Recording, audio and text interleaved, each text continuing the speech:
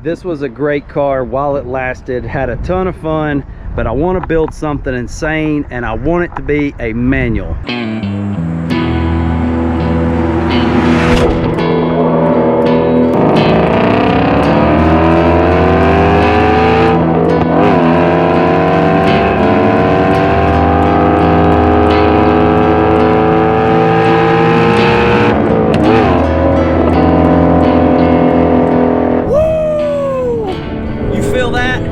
That is flat plane crank heaven. Well guys, we're back in a car that you can't do anything while you're in it except drive it and hold on. It's one of those cars where, you know, with the 500, you could drink some coffee, you could grab a burger. In this car, you can't do none of that. It's a driver's car only. That's all it's good for. And it feels good to be back in one. I have missed this manual transmission more than I would have ever dreamed. Guys, if you don't know, we had a 2020 GT350 for about a year on the channel, but we did just, I guess, exhaust and header type mods. We didn't add any power, we didn't change the suspension. Yeah, we did do a Palm Beach dyno tune and, you know, a few little NA mild stuff. Things, but this one's going to the moon. It's time to start the mods, and you know, I know you didn't pay a lot for this one, but you've been paying a lot for mods, so where are we right now? I'm just going to show you a little clip of what my wife said when I left the house this morning. Is that car parts? Yes, it is. For this car? Yes, it is. How much have you spent on it already? Don't you worry about that. I'm worried about it. Get this bad boy out of here. So here's what we did. We traded my 2020 GT500 with about 10,000 miles on it that I had a rear end wreck with. Kind of got bumped in the rear end. If you've watched our videos, you saw that. But because I didn't drive it for 9 months while it was in the body shop, I didn't put miles on it. And we got in trade value almost exactly what we paid for it over like a year and a half before. So we came out pretty good on that. But why did we trade down to a GT350? Lots of reasons. We're gonna go through that here in just a second. But guys, we only paid $47,000 for this car. And I don't know if you know what the Mustang, you know, just muscle cars in general are selling for right now, but especially this car that's been discontinued after 2020. I mean, that's a steal. It's a steal of a deal. It's got some problems with it, and we're gonna go through those too. As soon as Brad drove this thing off the lot, we started buying parts, and I mean as soon as. I mean, he called me up and said, okay, I got it. Let's start buying some stuff. So he paid $47,000 for this car. We've already spent $37,000 in mods alone. I mean, the checks have been written, the credit cards have been, you know, it's done. $37,000 is already on the way for this thing. We're just getting started, so by the time we're done, there's gonna be more in mods on this car than the actual purchase price. So the idea is to get a fully built race car for the back roads, not for the track, not for the drag strip, but for the place we actually drive this here in East Tennessee, where we've got some of the most scenic and curvy roads in America. And we want to do this all, car and mods, for less than we would spend on a new 2022 GT500 that I may or may not still have coming. I don't know. We'll have to see. I don't know if we'll have time. We've spent $30,000 at 2 places alone. First of those being Fat House Fabrication, and if you guys know anything about those guys, they are the go-to GT350 guys for high performance, forced induction. That's the group that does it the best right now. They've got a great track record, and this car right here is getting the $800 package with the supercharger. So this thing's gonna get a Whipple on it. It's gonna get their $800 package with everything that comes with it. We're also throwing in about a $4,000 upgraded clutch in that package. That's the same clutch that Fat House co-engineered with the manufacturer because they were putting so much power through these vehicles, they had to have a beefed up clutch, and that was their solution. So this is getting about everything that Fat House makes for their supercharged $800 package. That will include Stainless Works headers, high flow cats, and Corsa is working with us again. We're very excited to say on this car, so we're getting their custom exhaust for this. It's gonna be nasty and wicked in how it sounds.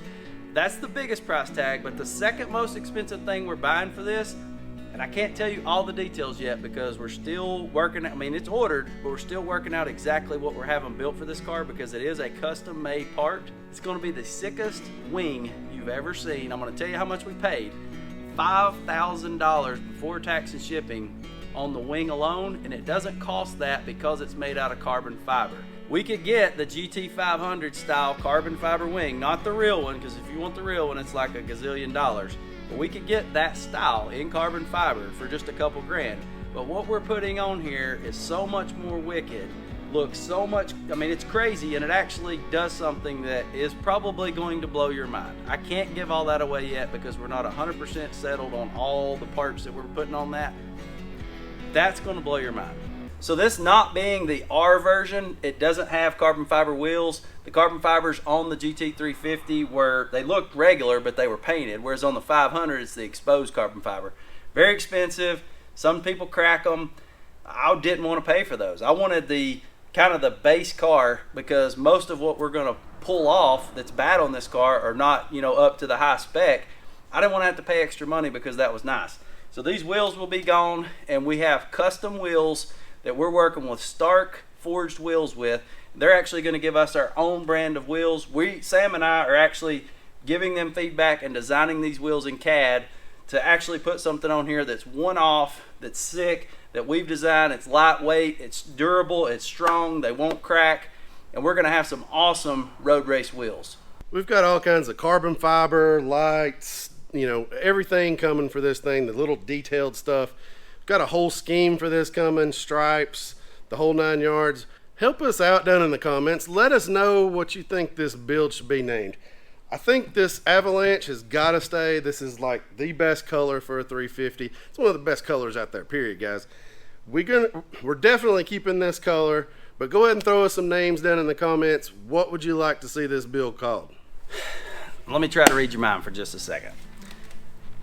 This is the dumbest purchase I've ever made. I bought a 2016, which is the first year of the GT350, the first year Ford ever produced a flat plane crank. It's the Gen 1 motor, and it hasn't blown up, so it hasn't been replaced in this vehicle. It's already got 34,000 miles on it, and we're going to almost double the horsepower. Wait a minute, did you say 34,000? Yeah. He didn't look at the car before we bought it. This is sketchy, and so when we look at the Carfax, the oil only got changed every 6,000 to 7,000 miles. I don't think if you know anything about these Coyote motors or the mod motor platform, this 5.2 in the GT500 or the GT350, especially on the 350 with the flat plane crank, you need to check your oil like every 1,000 miles, and it's probably going to use half a quart to 2 quarts per oil change if you change at about a 5,000 interval. So we're going to switch over to a premium oil when this goes to Fat House. We're going to check the oil religiously. We're going to boost the crap out of it. It does have warts all over it, guys. This thing has got a lot of problems, a lot of stuff that I'm not worried about. We're going to fix it, no problem. Some of the stuff I'm a little more worried about. When you drive it and it smokes a little bit from under the hood, like, it's a little more worrisome. Well, let's go through everything wrong with this Mustang as it sets. Yeah, these front tires, man, they were done probably 4,000 or 5,000 miles ago. Got big cords showing on them. That's got to be fixed pretty dang quick, because that's dangerous. He's already told you it smokes, and we got out driving in it, and I noticed it when we stopped, so I took a look. Yeah, a little smoke coming out. Maybe, what do you think? Valve cover gasket, hopefully? Hopefully. I mean, it's down there next to the fuel gauge, or, you know, fuel checker, but that ain't good, man. That is not good. Is this a good idea? I can't believe you didn't check to make sure the engine didn't smoke before you bought it. I found out after I left the lot. I'm not sure what's going on. It's either a leaky valve cover or something way worse. We're going to find out, but let's go look at the rear bumper. Hey, did I tell you this car's wrecked? You did, but you said it was light, like a little bump in the front. In the front, but what's going on back here? Yeah, you got the old separated rear bumper on these. This is a known issue with a lot of these. You get this crack, and it's on both sides. So it's the same. It's actually worse over here. It's twice as bad down the side. Big old gap right here. And I guess that's some type of clip or something that breaks. So you really need to pull the back bumper, put in some new clips and put it back together and hope it lasts another year. All right, so it's our first video on this car. We're 80 grand in already. So the motor may blow up, like we got all kinds of little things right there, but what I do need you to do is blow up the like button. If you don't know, when you hit the button down there, if you've never done it before, they've got this little firework thing that pops up now. So you get to actually blow the button up and help us blow our channel up. And also, if you like this build or the Bronco in the background or any of the race truck stuff we do with our personal trucks and you want to see our builds, hit the subscribe button down below. This is what we do. We build stuff, we race it, and we don't do anything normal.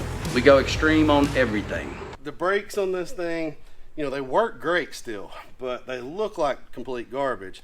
We've got a lot of corrosion and everything here on the rotors, and then these brake calipers, they were grayish black from the factory, but they've become chalky from the heat and everything. You know, we're gonna have to upgrade that, probably change the color. Yeah, we're gonna change the color. But we just got to get this looking good, because we can't put some really nice expensive wheels on here and have it looking like this. Inside, the tent is jacked up. We love tent, and I was excited that it was already tinted, but as soon as I got in, you can tell this is set in a hot parking lot. This guy daily drove it locally and set it in a parking lot all day, so that's got to come off. And then something I didn't even realize till after I drove off, which wouldn't have changed my mind, the windshield's tinted, which I'm not opposed to, but when you drive at twilight, you can see, I don't know if you can tell from this light, but it like halos any kind of light source, especially like car lights or street lights. Looks like garbage. I don't think it's the right tint for a windshield. It's got a lot of bubbles underneath it on the inside where you can't get those out. So we got to get all the tint off and get all new tint. And while I'm in here, this is what the steering wheel is supposed to look like. You see this nice, fluffy, pretty Alcantara that's just beautiful. And it looks like somebody stuck bubble gum down in it and then ground it up with their hand and then drove it for 34,000 miles. Obviously, when you just, you know, get your oil from your hands onto this stuff, I know you could probably like use a carpet cleaner or something, like clean this up a little bit, but like this thing is beyond nasty. We do have a carbon fiber steering wheel coming. I won't give you all the details on that, but we're going to do a lot of carbon in here. Not too much carbon, not yo boy carbon where everything's carbon, like carbon fiber, carbon fiber, carbon fiber, carbon fiber, carbon fiber, carbon fiber, carbon fiber. We're not going to do that, but we got some cool stuff planned for the inside of the vehicle. The steering wheel will be the showpiece, and I'm excited about the shift knob that we have coming. The e-brake is janky. It's like loose until you get all the way up to the first click, then it's still really loose. And I noticed the other day I was parked waiting on my daughter for like an hour at a practice. I had it up to about right here. I had it out of gear in the parking lot, was just chilling with the car running because I do have AC seats now. And I was rolling. So to get this thing to actually stop with the parking brake on, you got to crank all the way up or this bad boy's going to roll right now. So we'll have to get into that and figure out what's going on. So if you buy a vehicle with an aftermarket sound system, expect that it's jacked up. This has some kind of punch sub in it. It's not really built in real good. And then there's an amp underneath that's like double-sided tape down. It ain't even working right now. And it sounds bad inside. When I actually do a phone call through Bluetooth, I have to turn it up to like 30 to be able to barely hear. So they've put new speakers in everywhere in the vehicle. We're gonna have to probably take some of that out, rewire some stuff, do troubleshooting stuff Sam loves. Like, don't you love doing troubleshooting? Fixing somebody else's problem, man. It's the easiest thing ever. You just hook it back up. The paint on this is about what you'd expect for a 2016 car that somebody didn't take care of. Now, you know, it's a Shelby, you'd think they would have taken care of it, but man, it's got a few chips here and there, but not as many chips as you would think. The worst of it is this flat top of paint where there's no metallic. Man, somebody just, I guess they took an old beach towel or something like that and dried this car off, and you can see lines in it this way and this way, and it's not even swirled. I mean, I think they followed like a monster truck into a car wash every day. I mean, you'd have to try to make it look this bad. You got to be a fool. You can see right here how it goes from like shiny to like, ugh. Yeah, I mean, they just been rubbing right there. 10 spots like that. No big deal. That's just like 6 hours of work. It can be paint corrected. It can be pretty again. And, you know, with some new stripes on here, you know how we like them, big, fat, and wide. It's gonna look good again. The exhaust tips, they are clean right now, but they're really dingy. They may be tarnished past the point of being able to fix them, but when we get our Corsa system, it won't come with tips. We may have to buy tips for this thing, or at least try to get these cleaned off. It's a good thing these straps are coming off. Somebody has set something on the trunk and like twisted it right there. And then I need your opinion. Is this not the, and I'm sorry, if your car has this, I'm not making fun of you, but for a Shelby GT350, and it doesn't have the handling package, I get that. But this is the simplest, weakest looking spoiler that I've seen on a Mustang. The regular GT spoiler looks better than this. It's extremely simple. I can't wait to get our big wing and get this off of here, and it's just gonna look stupid until we do, but I don't know. That's just one of them things. Oh, two more things really quick. The airbag light's on.